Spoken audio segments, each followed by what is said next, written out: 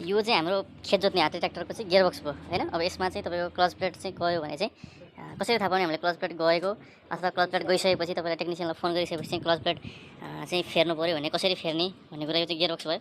अगाडि इन्जिन छुट्याउने चाहिँ मेरो अर्को भिडियोमा छ, पहिला भिडियो हेर्नु होला। त्यसपछि यो चाहिँ तपाईँको क्लच प्लेट, यो चाहिँ क्लच प्लेट भयो, यो चाहिँ क्लच कभर, यो चाहिँ बाहिरबाट यसरी बसिरहेको हुन्छ यसरी। यो चाहिँ अब यो भइसकेपछि यो क्लच प्लेट हो।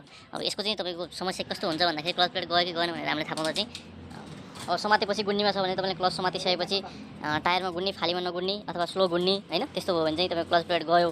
डबल क्लचमा हो भने सिङ्गलमा चाहिँ तपाईँको समातेपछि नरोकिने हुन्छ हैन। त्यस्तो बेला क्लच प्लेट गयो।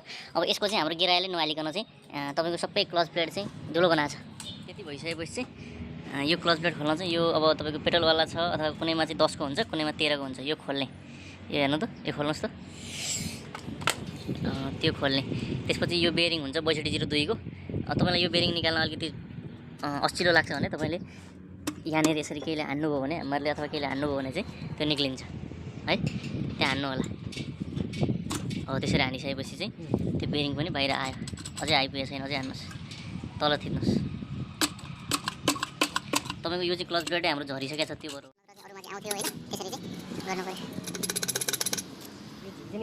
त्यसरी त्यहाँ हान्नु।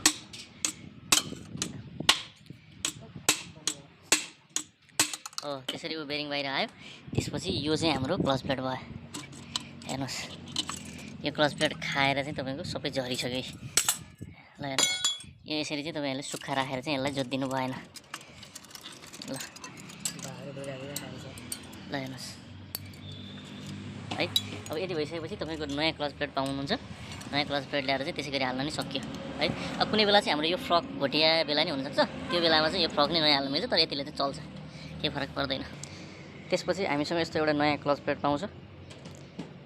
यो नयाँ क्लच प्लेट, यसमा एकपट्टि बाहिरपट्टि यता बेरिङ हुन्छ, यतापट्टि चाहिँ अर्को हाम्रो 6202 को बेरिङ लाग्छ। यो क्लच प्लेट दुई थरी हुन्छ, एउटा टाइट हुन्छ, एउटा लुज हुन्छ। अब यो चाहिँ हाम्रो समातेपछि गुड्ने छ, यसमा चाहिँ यो लुज हुन्छ। यो प्लेटहरू जब हामीले समात्छौँ यो एक आपसमा टाइट हुन्छ, त्यसपछि चाहिँ गुड्छ। अब यो क्लच प्लेट हाल्दाखेरि चाहिँ तपाईँहरूले यो देखिरहेको यो सानो थस बेरिङ हुन्छ, यसलाई चाहिँ भित्रपट्टि बनाएर हाल्नु पऱ्यो है। हेर्नुहोस्, यो भइसकेपछि चाहिँ यसलाई चाहिँ भित्रपट्टि बनाएर हाल्नुपर्छ। त्यसपछि यो क्लच प्लेटलाई यसरी भित्रपट्टि यसरी बनाउने।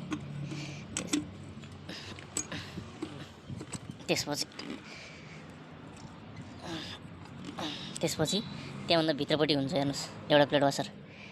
त्यो क्लच प्लेट हालिसकेपछि एउटा यस्तो प्लेट वासर हुन्छ, यो हाल्ने। त्यसपछि हाम्रो बेरिङ हुन्छ, यो बेरिङ यसरी यहाँ ठोक्ने। त्यसपछि बाहिरपट्टिबाट अहिलेको हाम्रो 13 नम्बरको बोल्टलाई तपाईँले कसिदिनु पऱ्यो। कसिदिनुहोस् त। त्यसपछि बाहिरबाट चाहिँ 13 नम्बरको नटलाई कसिसकेपछि चाहिँ यसको चाहिँ हुन्छ तपाईँको